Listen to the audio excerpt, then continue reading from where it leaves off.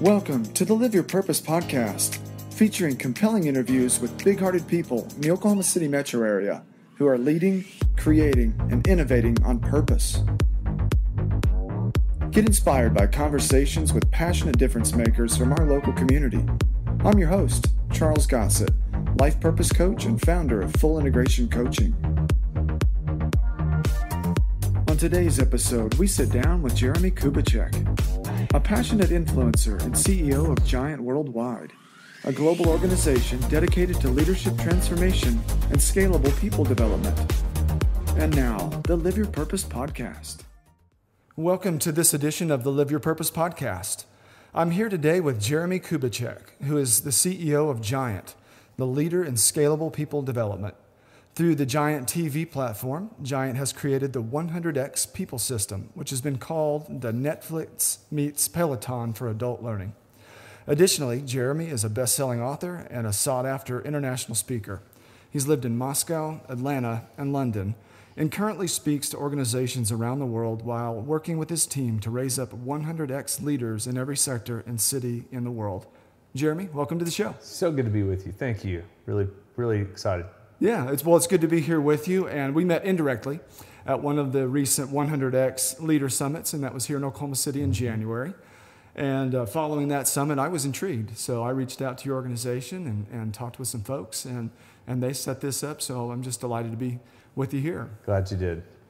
And by the way, for those listening, we're on location at the Giant Central Exchange office. Is that the correct term? Or what it's do you call the it? Giant Studios here, Central Exchange right downtown. Yeah. Brand new. It's such a fun, it's brand new and old all together, right? So, right. Restoring the Central Exchange building next to the parlor, the restaurants, right down by Automobile Alley. Right. It's such a cool area of town. Mm-hmm. And so I haven't been to this exact area of town, so it's just cool to be here. Yeah. And they're moving furniture around and all kinds of fun stuff. I know. We're so close. We've got our studios being built, sound studios, but we've got all of our furniture arriving in, sporadically through the next few days. Yeah, really cool. Okay, well, as you may know, the name of the podcast is the Live Your Purpose podcast, and I sit down with guests and just find out why they do what they do. So it's as simple as that, and we start off with some form of a kickoff question. So I'll pick one, and we can just go from there and see where the conversation takes us. I love it. Okay, so Jeremie, when did you know that you wanted to be doing what you're doing today? You know, when I was 17 years old, I'm a farm boy. I grew up in, my family moved from Prague, Czechoslovakia, just outside of Prague, Oklahoma, in between Shawnee and Prague. Wow. So just to show you, Czech community to Czech community. And I'll never forget, I was on a tractor working in the fields and just started thinking about the idea. And when I was 17 years old, I don't know exactly how I came to this, but I said to myself, I know what I want to do when I grow up. I want to influence influencers. That was it. Influence influencers. And I started playing with that concept and idea. I was probably given some books by some mentors early on that really kind of shaped me in thinking about that. And so that's what happened. I literally graduated from college and moved to Russia and started influencing influencers.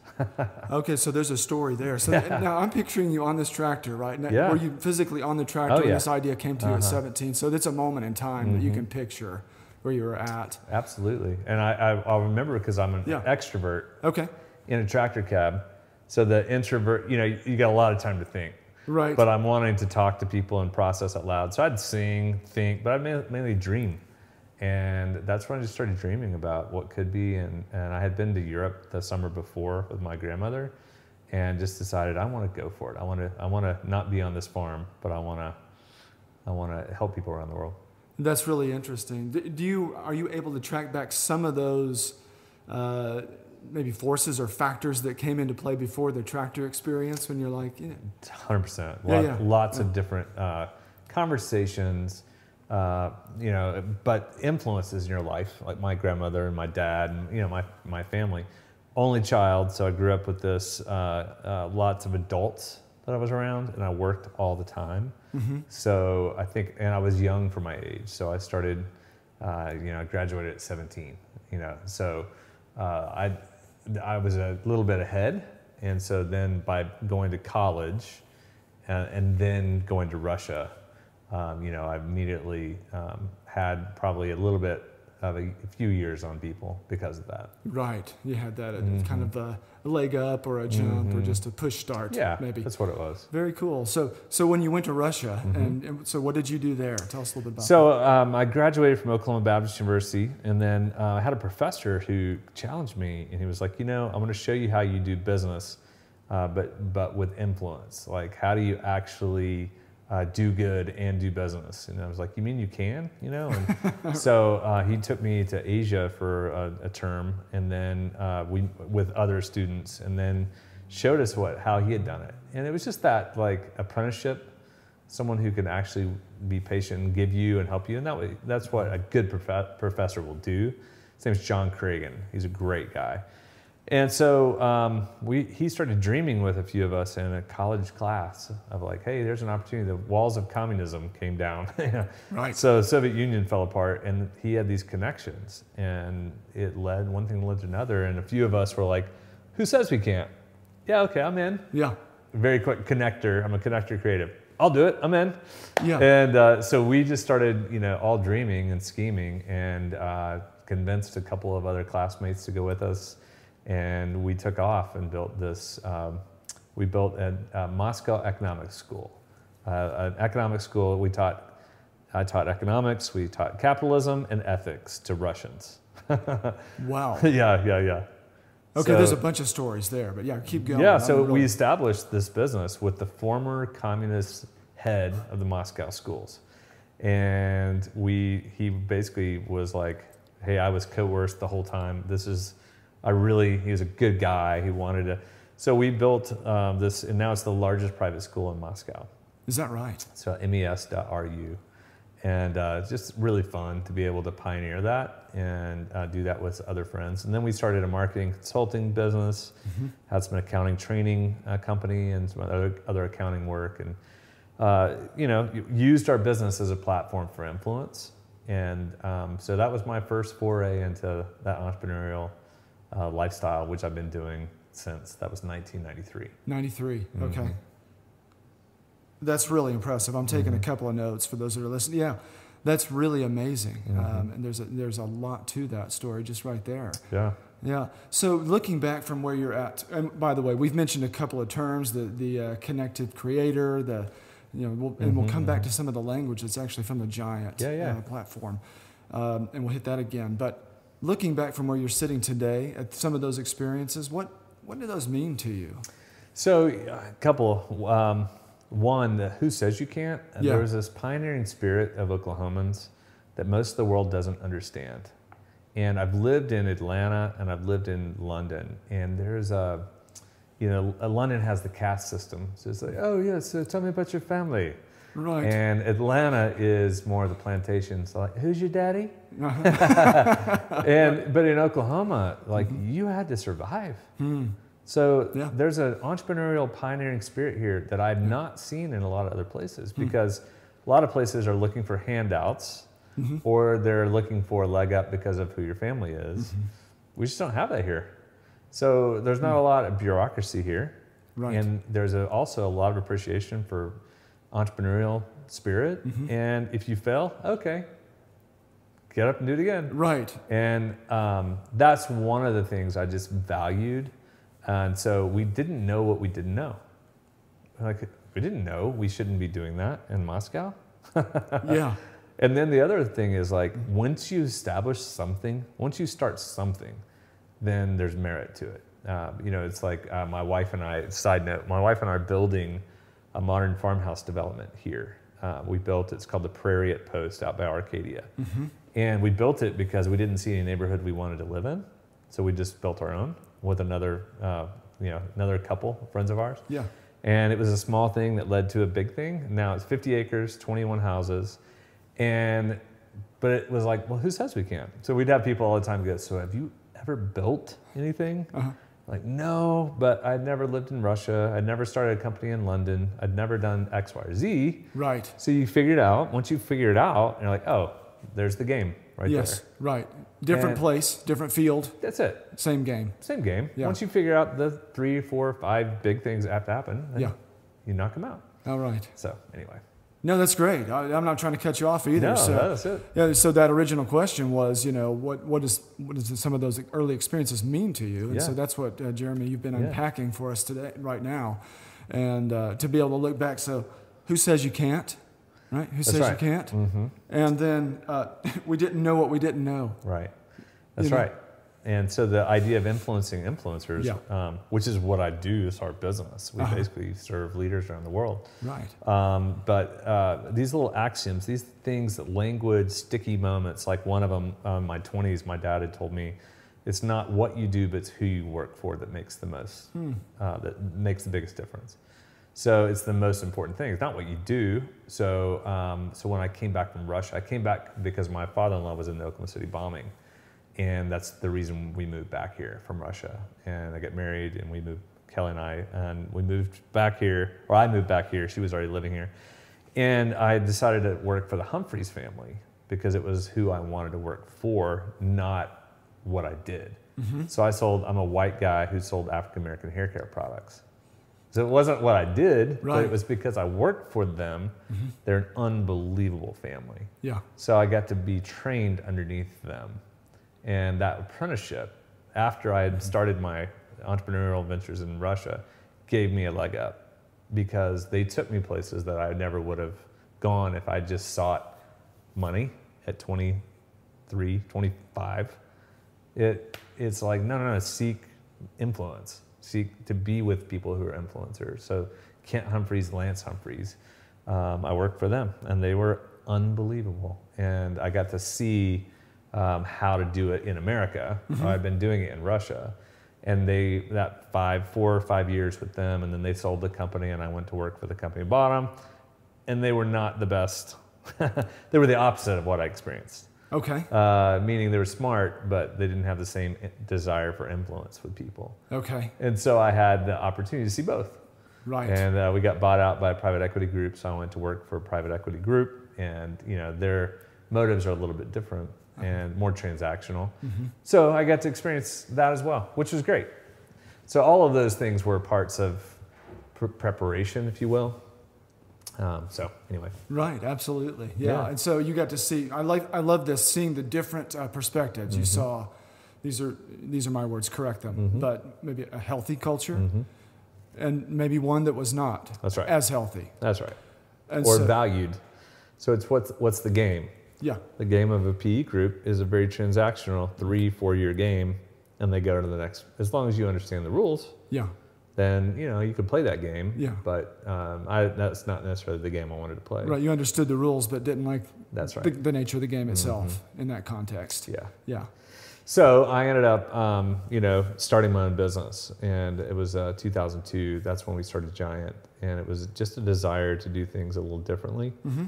And so that's the game that we got into, truly influencing influencers. Right, and I love that. And so I am, people that know me, when I say that I love that idea, they know that I mean it. Mm-hmm. You know what I'm saying? Mm-hmm. So coming from the backgrounds that I've come in from, and I won't go into those deeply, but we talked a little bit mm-hmm. before we went on air, natural resource management and other fields as mm-hmm. well, nonprofit and some other stuff.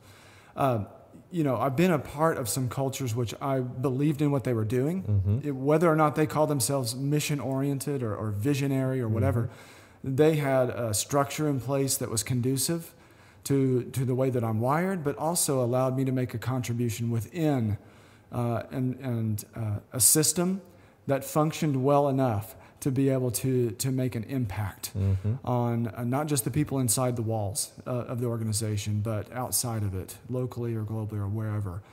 And I learned that is something that really motivates me naturally, intrinsically, to be a part of something bigger than myself.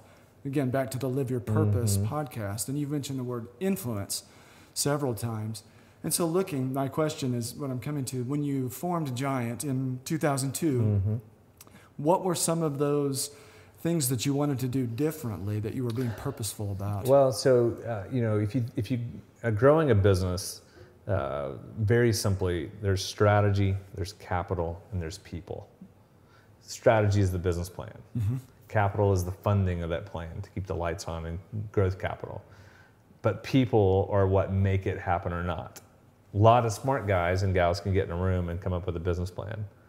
you can figure out the funding component of it.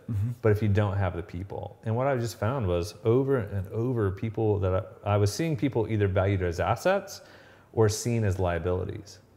And what I realized was, oh my goodness, if you can get into a person and turn their, this is going to sound like a cheesy Neil Diamond song, a heart light on, you can turn their heart on, turn their light on, then they'll become engaged.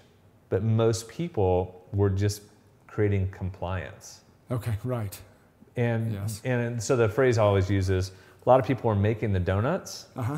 So they're so focused on making the donuts that they were not really being intentional. They're not really truly learning how to utilize people the way that people could be used. When people get turned on, when you get them engaged, their output is through the roof. But most people never take the time for it because they're so fixated on just the details, the tasks, the making the donuts. So we started with some process of how do you make people come alive? How do you help them? How do you create systems where people can thrive? How do you create an environment where people, I mean, it's like, it's not just healthy culture for healthy culture's sake, but it's healthy culture so people are the most productive they can be. Absolutely. And I started creating concepts and language and tools and training people, and it started working. And then eventually we decided, we were in Oklahoma working in about 3 or 4 states, and we decided to buy John Maxwell's assets. So I bought John Maxwell's assets and merged them into Giant, and I moved to Atlanta to run those. And so therefore I had built the LeaderCast brand. I was leading the Catalyst conferences. I was overseeing all the John Maxwell entities or the training entities. And that was good. And that was our attempt to try to take it. And we went from being in 3 or 4 states to 72 countries overnight. So it was like a little dog that caught the bus and put us on a global map. And we had to adjust to that very quickly.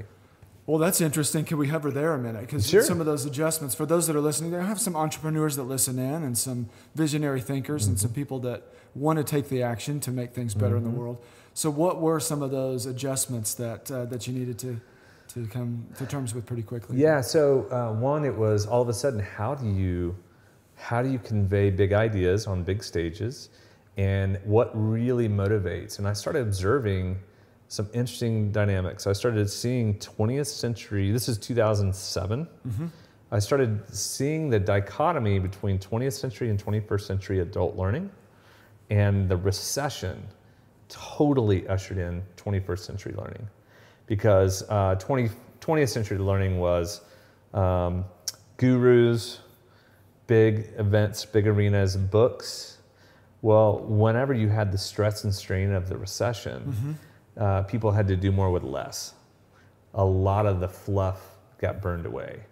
Then you started getting into what do people really need? Well, then enters in the technology aspect of learning, and now these smartphone devices and everything streaming and video and all that has come on board. And so imagine 5G with streaming.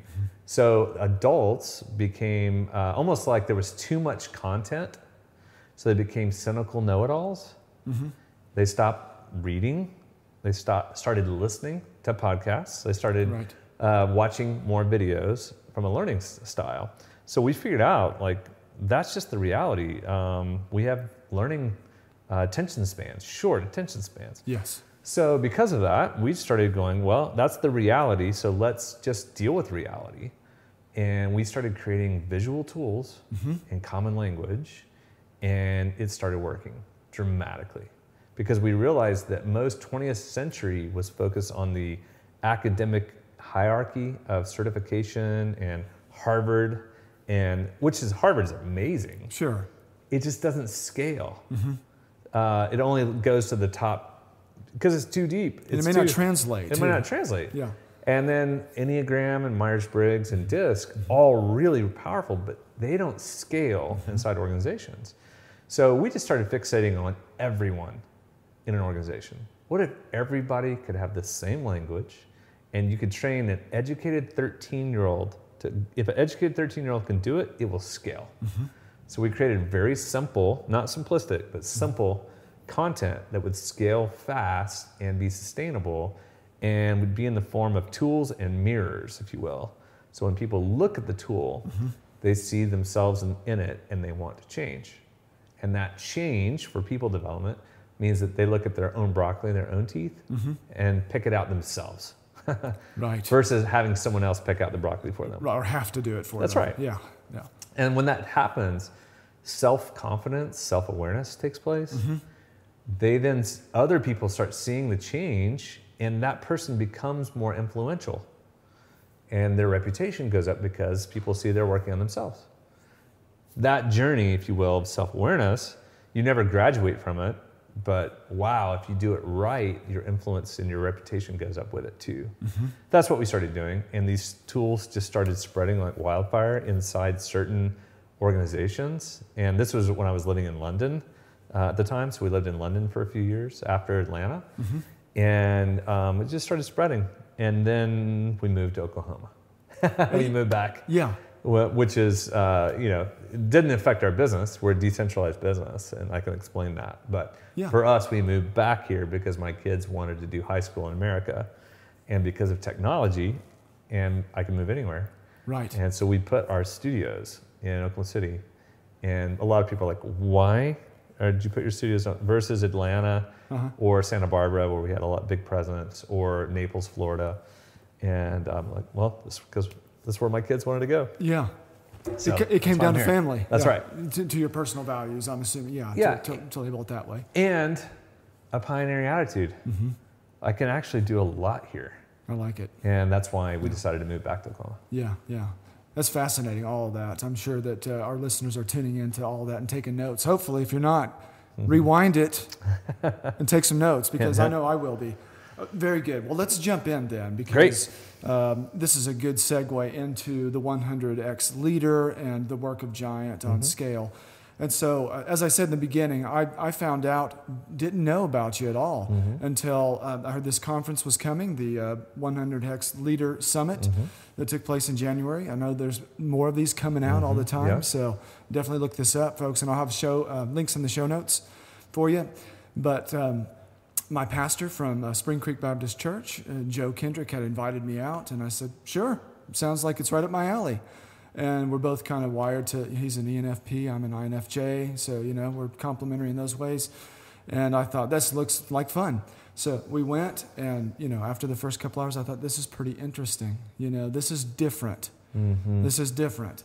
And it's language that I think could be absorbed. They understand that things need to be visual and quick, but also effective on the go. And I thought, that's kind of missing. It's hard. It's so many things are still bulky. That's right. They just are. And so anyway, that's my background to you and Giant. But let's just start talking about some of what does the Giant 100X mean, and what is this system? How does it work? Yeah, so the concept of 100X stands for 100% healthy learning to multiply. Most leaders that we found are either between 60 minus and 75 plus. Okay, what does that mean? That means they are 60% healthy, they're jaded, and they're cynical. So when you meet with them, oh man, you know about John, he's a jerk, right? Whatever, right? And it's that compliance and all of that. Yeah. So that's what takes place in the most leaders. To 75 plus, that means they're positively reactive. Things are generally healthy. Hey, I know I'm doing pretty good. Hey, if you need anything, come see me. Door's always open. So at best, my door's always open. It's up to you to come see me. Right. 100X is positively proactive. It means that I'm thinking, where do I want you in the organization? I'm going to fight for your highest possible good, and I'm going to help you get there. But this is where I want you to be. So what we say is, a liberating leader, a 100X leader, is someone who calls people up, not out. And by calling them up to this role, then that means they're proactively sharing expectations, they're pushing you, but they're also bringing support to help you get to that level. Right. Okay. That's the difference. All good stuff. And there's a book out and lots of tools online, but the 100X leader, I'll have, again, a link in the show notes.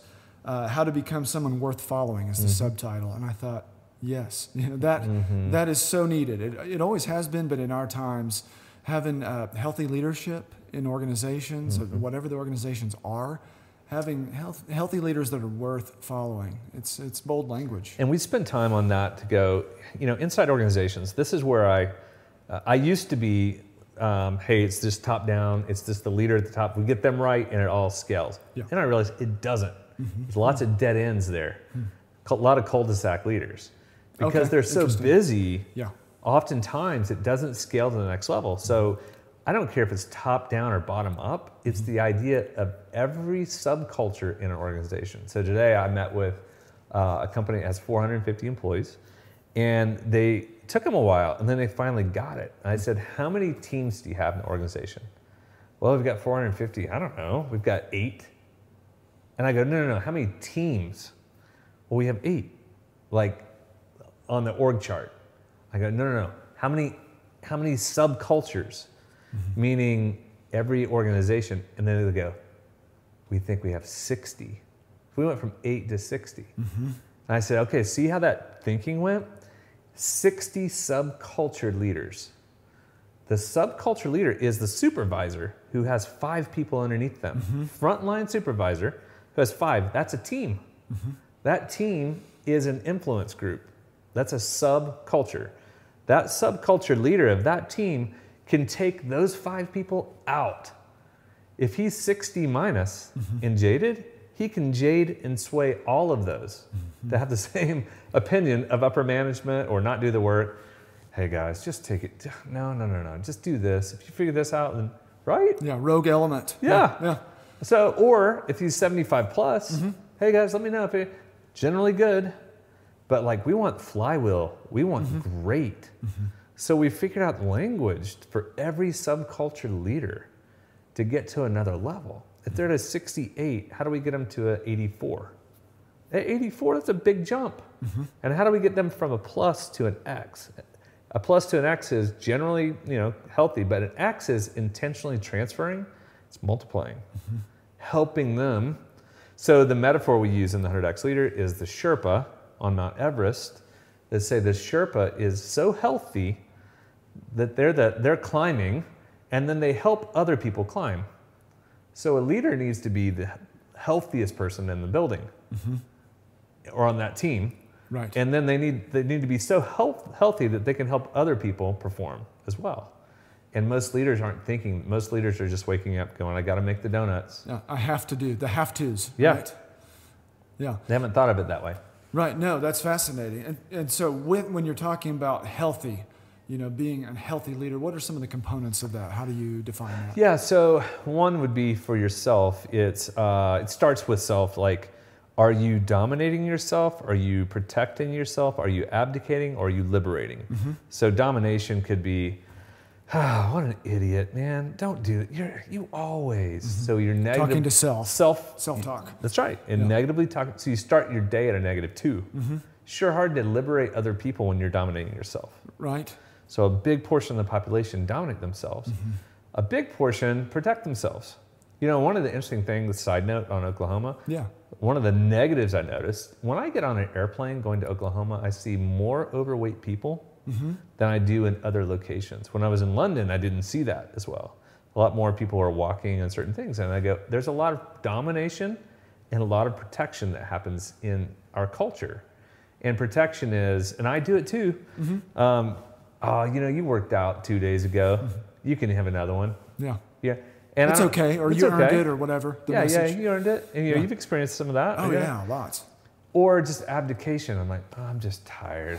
I'm just, whatever, So what happens is with self, meaning we have to call ourselves up, not out. Like, come on, Jeremy, this is who you are. Let's go. You got this. Don't dominate. It's a fine line. It's support and challenge of ourselves. I love those words. And there's a tool for that, by the way. That's right. Too. Yeah, so it's support and challenge matrix. When you learn how to support yourself and learn how to challenge yourself, that's the type of leaders that we need to be the healthiest we can be. Right. So hopefully that makes sense. I think it does to me. I mean, I know there's a lot to unpack, but I think that's a really solid beginning and a good look at what it means to be a healthy leader. Starting with the perspective of self. And as a person myself that looks a lot at that element, identity, and how you came to be who you are, what are your values, what are your strengths, what do you want to do about that? That's what I spend a lot of time talking with folks about. And then how do you want to have an impact? So I'm thinking about just a few people or one or two people, but then they're multiplying impact on others, to borrow your language. But I've been wired that way for a long time. How to reach people that can have a large impact and that want to. That's right. And so I find it fascinating to think that I like the idea that there's something to achieve in the system that you've designed as well. So, hey, you know what? I'm a 60 minus or whatever. But I know that this next level exists. And I could go to a 70 plus, or I don't know the numbers, but. So, and what we've done is we call it Sherpa training. The problem with a lot of negative leaders, it'd be like having an asthmatic Sherpa on Mount Everest. Oh, that's a great analogy. I don't want to be with him. Really? Yes. He's my leader. He can't lead himself. And I'm supposed, and that hypocrisy or that's what makes people check out. Yes. But, so we just said, all right, here's what we're going to do. Every single session, every week, take one tool, learn one tool, and immediately apply it to your own life, and then teach it to someone. And that's the secret, is if you can learn a visual tool and teach someone, then that's when you learn. But it needs to be short enough it can be on a cocktail napkin. I could teach you 50 tools right now, depending on what you want to talk to me about, on a cocktail napkin. And instead of saying, go read that book, or go to that seminar, yes, it's not going to work in our day and age. No. So here, read a tool or watch this 3-minute video, and that's where a learning will happen. And so that's what we've figured out. Right, in a 21st century learning model. That's it. As you discussed, yeah. So let's talk a little bit about the interface itself. So this is Netflix meets Peloton. So tell us what that means. What is that all about? So it's basically the idea of, it's Giant, Giant.tv, and the idea is that there's a few categories. We have everyone inside an organization. We just said, you know what if we took our content, and so instead of charging exorbitant amounts for people to get through it, it's $4.99, exactly like Disney TV. Yeah. But on there, we created things around IQ, emotional intelligence, and personality. And we gave people the chance to self-assess and use it for themselves, their family, their teams, whatever. That's taking off. Then we said, okay, what about the Sherpa training? Well, let's create the Sherpa category. So we're creating right now performance review apps, time management apps, things that people can use with our language. So it's our content and the platform. And the platform looks like Netflix meets Peloton, meaning that the merge is we do live streaming, just like Peloton does. If anyone's a Peloton, we have one, and you watch people and you are actually live or recorded. But we have live stream with people around the world. So we figured out how to use and aggregate people via technology, live chat, live streams, and then have pre-recorded materials as well. If you want people, then people like you or others who people would hire to implement it in their world, then we become a partner with people. We become like a wholesaler for people. And so that's what it is. It's really a subscription business from $4.99 to $49 a month, and not very expensive for companies specifically. And that's what our goal is like, how do we scale and multiply ourselves? So we were teaching it, but we didn't have a platform for it. And so about a year ago, we finally built the platform to make it scale in and of itself. Yeah. We were talking about it, and it was working in those pockets, but we didn't have a platform for it until we did this. Oh, that's really cool. I didn't realize that till now. Okay, so this is recent. That's right. Yeah. Yeah, and it's been, it's growing. It's doing well. Yeah, but this is why I'm interested, people. Okay, so, and that it's effective. That's right. People like me and others like me that are, maybe we can talk a little bit about the creative connector, the connective creator, the whatever else we have time for. We have 10 or so minutes. But what I'm really excited about is something that's effective, that's quality. I'm a quality person. I'm overcoming perfectionism, so it doesn't have to be perfect, but that's really good quality. and that really does make an impact. It meets people where they're at. I love being able to talk to a variety of people, even different cultures, and I know that's really important in our day and age. And so that's what's one of the things that's appealing to me is that a system like this could be global. I know that it is, but that it could translate pretty easily across different boundaries. Yeah, we're using like the 5 Voices is for the U.S. Air Force is training the captains and majors on 5 Voices. Google is we work in several data centers with Google. We were partnering with Biogen and Pfizer and different places, and big companies. Yeah. But also the beauty for us, it's not about big or small. It's about responsive. If a leader really, really wants to grow and wants a system to multiply, we've figured out scalable people development. If they want to check the box, do something, well, they can do it with anything. And my deal was just, I've been around so much content. I've built so many different things with thought leaders. And we decided to write our own content in 2011 and do it in this way. And so that's the main desire, which goes back to the desire to influence influencers. Right.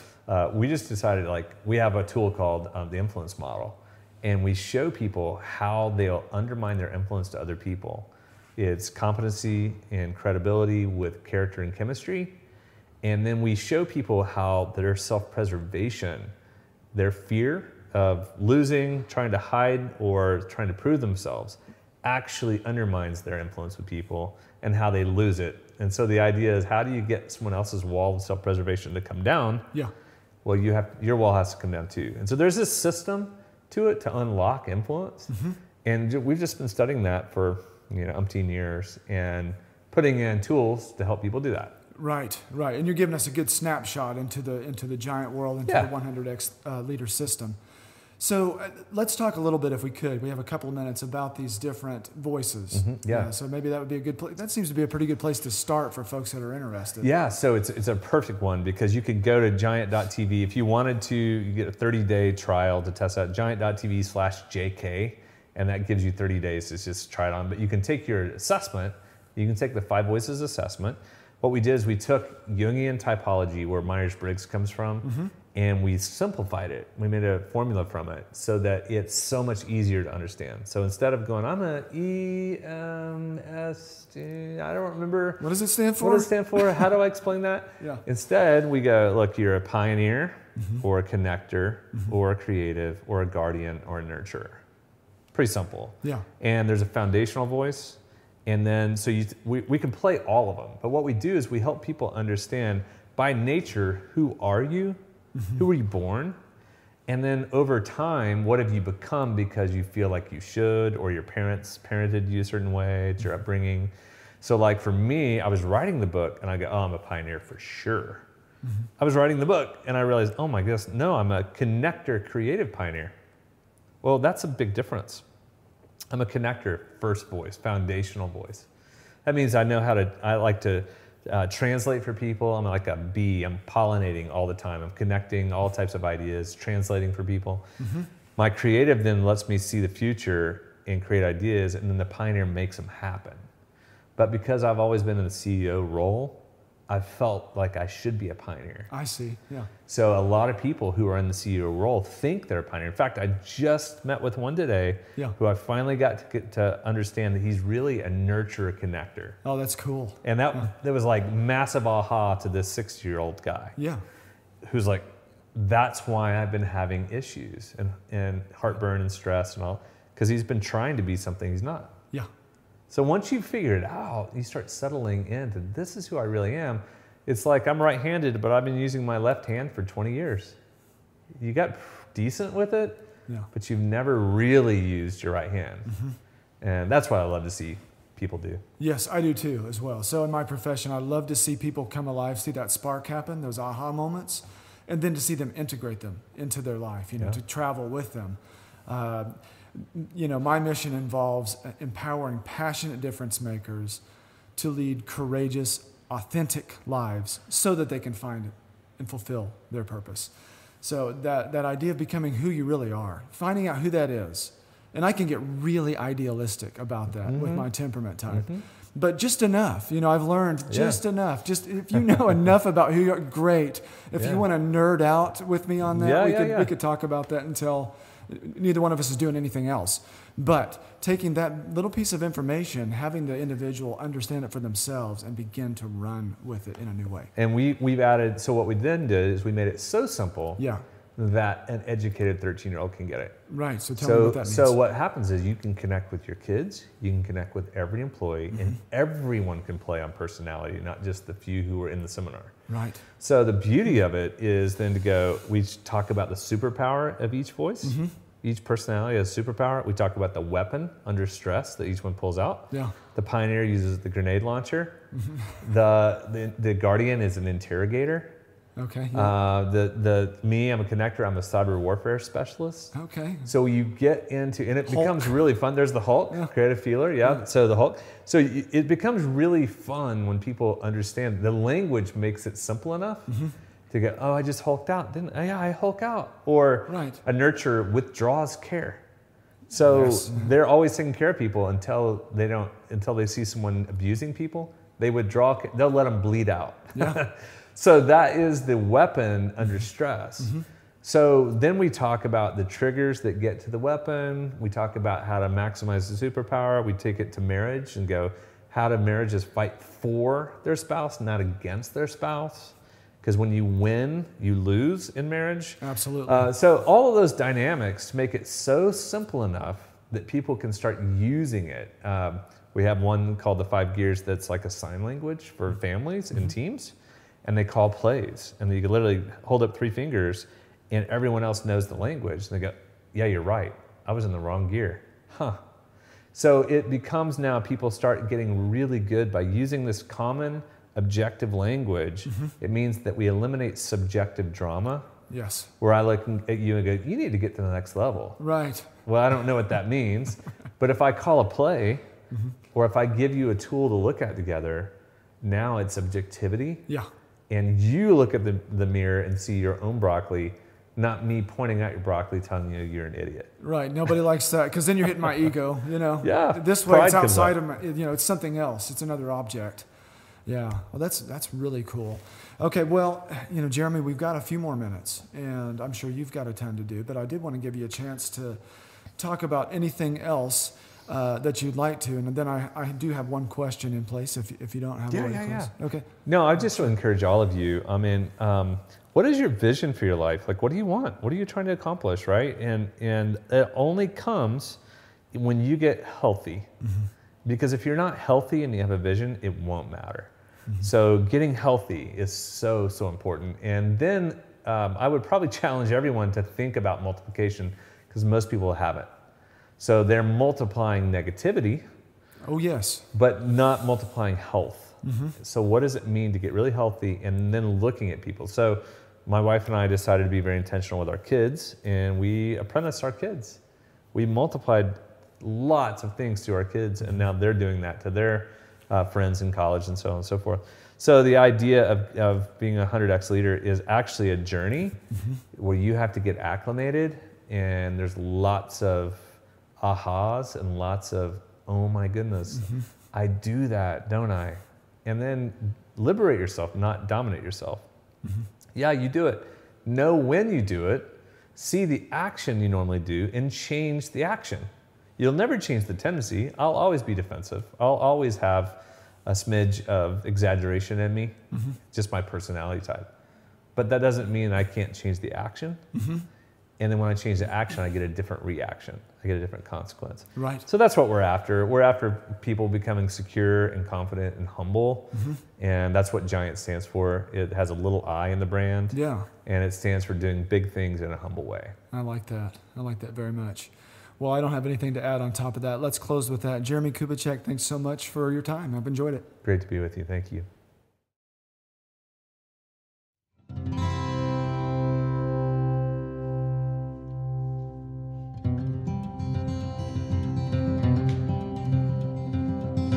You've been listening to the Live Your Purpose podcast. I hope you've been inspired by my conversation with today's guest. If you like what you hear, please share with your social networks and subscribe so that you never miss an episode. I'm your host, Charles Gossett, life purpose coach and founder of Full Integration Coaching. To learn more about the life coaching, public speaking, and retreat services that I offer, visit fullintegrationcoaching.com. And you can follow along with me on Facebook and Instagram at Full Integration Coaching. Until next time, remember, you are meant to live on purpose. Start living yours today.